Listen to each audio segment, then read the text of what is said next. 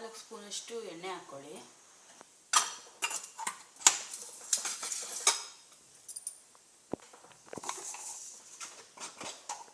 ಸ್ವಲ್ಪ ಸಾಸಿವೆ,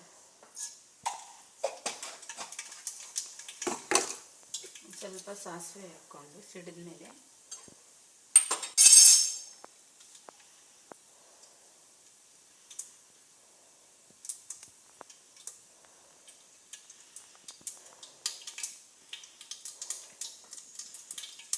ನಾನು ಈರುಳ್ಳಿ ಹಾಕ್ತೀನಿ.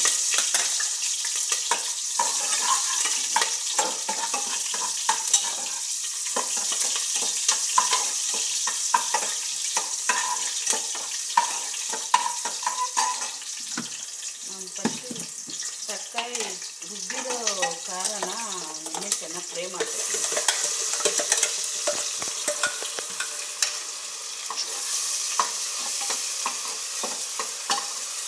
ಚೆನ್ನಾಗಿ ಫ್ರೈ ಆಗಲಿ.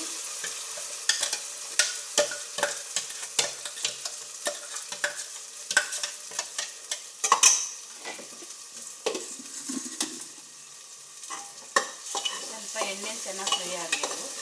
ಯಾಕೆಂದರೆ ನಾವು ಮುಟ್ಕೊಂಡಿಲ್ಲ ಯಾವುದೂ, ಅದರಿಂದ ಸ್ವಲ್ಪ ಎಣ್ಣೆ ಫ್ರೈ ಆಗಬೇಕು. ಬೇಕಂದರೆ ತರಕಾರಿ ಎಲ್ಲ ಒಗ್ಗರಣೆ ಹಾಕಿನೂ ಹಾಕ್ಬೋದು. ನಾನು ಮಾಡೋದು ಈ ಥರ.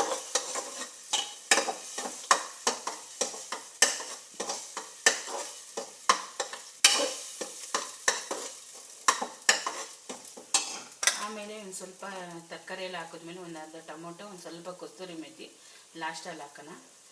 ತುಂಬ ಚೆನ್ನಾಗಿರುತ್ತೆ. ಬೇಕಾದ್ರೆ ಅನ್ನಕ್ಕೆ ಬೇಕಾ ಸ್ವಲ್ಪ ತೆಳ್ಳಗೆ ಮಾಡಿಕೊಂಡ್ರೆ ಮುದ್ದೆಗೆಲ್ಲ ಚೆನ್ನಾಗಿರುತ್ತೆ. ಈ ಥರ ಕಾಳುಗಳು ಕೊಟ್ಟರೆ ಮಕ್ಳಿಗೆ ತುಂಬ ಒಳ್ಳೆಯದಾಗ. 15 ದಿವಸಕ್ಕೆ ಸತಿ ಕಾಳೆಲ್ಲ ನೆನೆಸಿ ಮೊಳಕೆ ಕಟ್ಬೋದು. ನಾನು ಆ ಥರನೇ ಮಾಡ್ತೀನಿ, ಚೆನ್ನಾಗಿರುತ್ತೆ.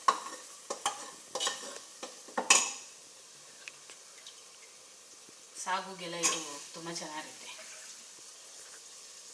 4 ಥರ ಕಾಳು ಹಾಕಿದ್ದೀನಿ. ಹೆಸರು ಕಾಳು, ಬಟಾಣಿ, ಕಪ್ಪು ಕಾಳು, ಕಡಲೆಕಾಳು, ದಪ್ಪ ಕಾಳು.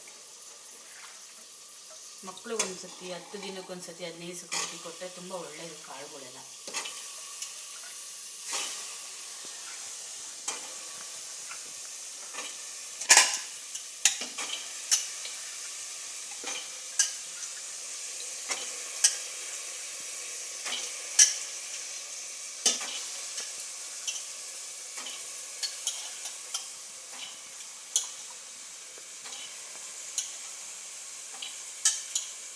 ನಾನು ಸ್ವಲ್ಪ ಚಟ್ನಿನೂ ಮಾಡ್ತೀನಿ. ಅದರಿಂದ ನಮ್ಮ ಮಕ್ಕಳು ಸಾರಲ್ಲಿ ತಿಂತಾರೆ, ಸ್ವಲ್ಪ ಚಟ್ನಿನೂ ತಿಂತಾರೆ.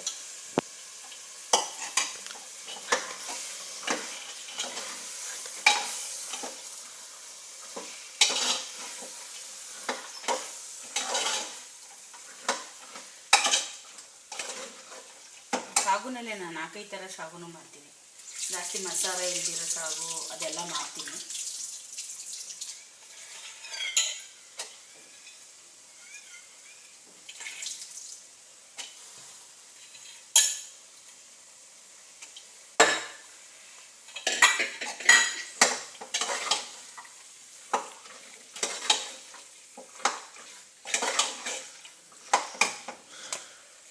ಇದು ತೊಳೆದಿಟ್ಕೊಂಡಿರೋ ತರಕಾರಿ ನವಿಲುಕೋಸು, ಕ್ಯಾರೆಟು, ಹುಳ್ಳಿಕಾಯಿ.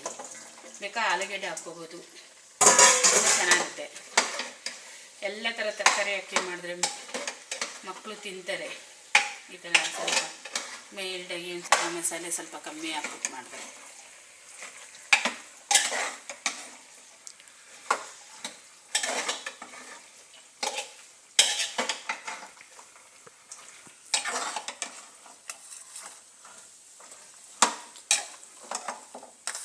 ಸ್ವಲ್ಪ ಟೊಮೊಟೊ, ಕಸ್ತೂರಿ ಮೆಥಿನೂ ಹಾಕ್ತೀನಿ ಹಂಗೆ.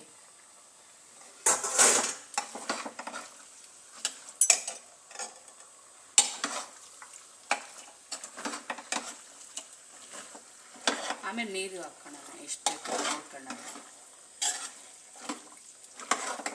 ದೋಸೆಗೆ ತುಂಬ ಚೆನ್ನಾಗಿರ್ತಾರೆ. ಚಪಾತಿಗೆ, ದೋಸೆಗೆ, ಪೂರಿಗೆ, ಇಡ್ಲಿಗೆ ಏನಿದ್ರು ಸಾಂಬಾರೇ ಚೆಂದ. ಆದರೂ ನಮ್ಮ ಮನೇಲಿ 2 ಥರ ಆಗಬೇಕು. ಇಡ್ಲಿ ಒಬ್ರು ಕೇಳ್ತಾರೆ, ಒಬ್ರು ದೋಸೆ ಕೇಳ್ತಾರೆ. 2 ಥರನೂ ಮಾಡ್ಕೊಳ್ಬೇಕು. ಯಜಮಾನ್ರಿಗೆ ಇಡ್ಲಿ ಬೇಕು,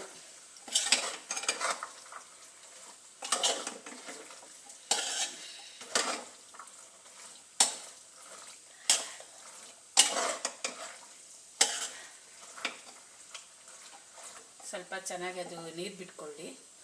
ಆಮೇಲೆ ನೀರು ನೋಡ್ಕೊಂಡು ಹಾಕ್ಕೊಳ್ಳೋಣ. ಈ ಮಸಾಲೆ ಎಲ್ಲ ತೊಳೆದ್ಬಿಟ್ಟು ಹಾಕ್ಕೊಳ್ಳೋಣ.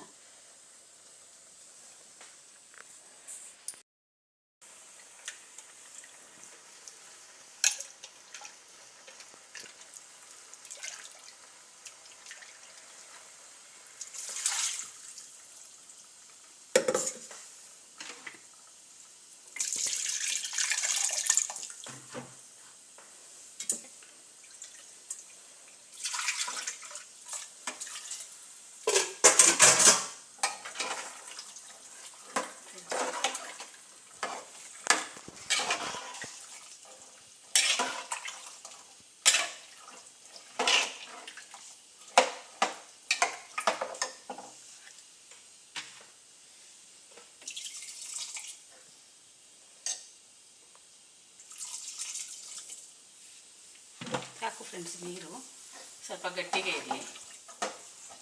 ಇದನ್ನು ಸ್ವಲ್ಪ ನೀರು ಬಿಟ್ಕೊಡುತ್ತೆ.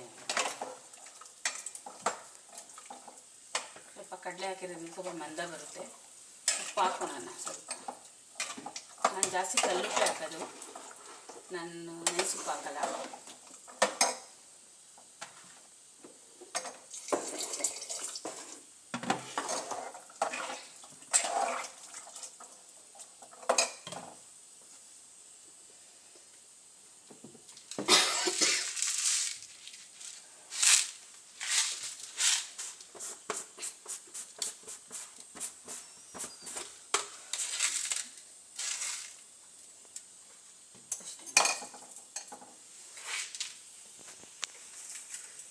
ಒಂದು ಸ್ವಲ್ಪ ಉಪ್ಪು ಹಾಕ್ಬಿಟ್ಟು ಮುಚ್ಚಿಟ್ಬಿಟ್ಟು ಆಯಿತು. ಒಂದು 10 ನಿಮಿಷಕ್ಕೆ